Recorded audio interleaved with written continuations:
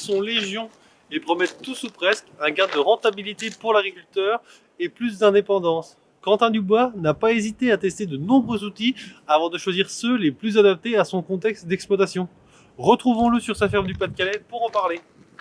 Quentin, que t'apportent les outils numériques que tu utilises sur ta ferme? Aujourd'hui, ça me permet d'anticiper et de valoriser au mieux les intrants que je vais utiliser, que ce soit des produits de protection des plantes ou des produits pour l'alimentation des plantes. Peut-être que sur les parcelles qui sont situées à 10 bornes d'ici, j'aurai une application à faire que ici, j'en aurais pas à faire. Ça me fait encore une fois gagner du temps et ça me permet encore une fois d'appliquer au mieux l'application du produit ou de l'engrais en fonction de ce que me donne l'OAD.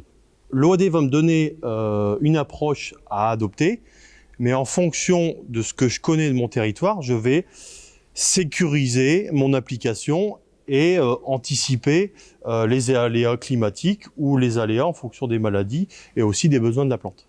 Alors aujourd'hui, on a plusieurs outils. Donc au niveau des enregistrements de produits ou d'engrais, c'est SMAG. Ensuite, j'utilise FarmStar, qui me permet justement d'ajuster une dose d'engrais et la mettre au bon moment, au bon endroit, et aussi l'allier par rapport aux conditions climatiques.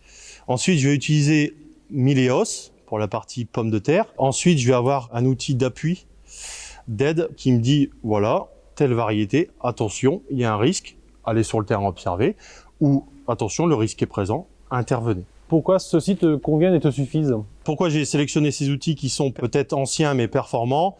Parce qu'ils conviennent entièrement à mon exploitation. Est-ce que, effectivement, ces outils qui sont pas forcément chers, des fois l'abonnement n'est pas forcément cher, mais est-ce que c'est forcément rentable en fait? On peut acheter du pas cher, du très cher. Le tout, c'est de tester l'outil, qu'il soit cher ou pas, et de trouver son intérêt.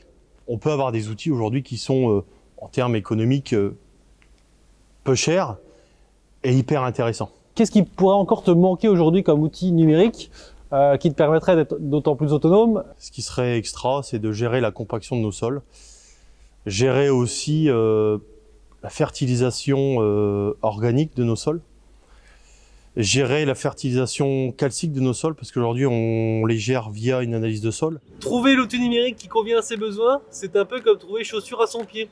Il faut savoir en essayer plusieurs avant de trouver le bon. Quentin Dubois l'a fait sur sa ferme sans forcément conserver les derniers idées, mais ceux qui le rendent plus indépendant, comme vous. À bientôt pour un prochain épisode.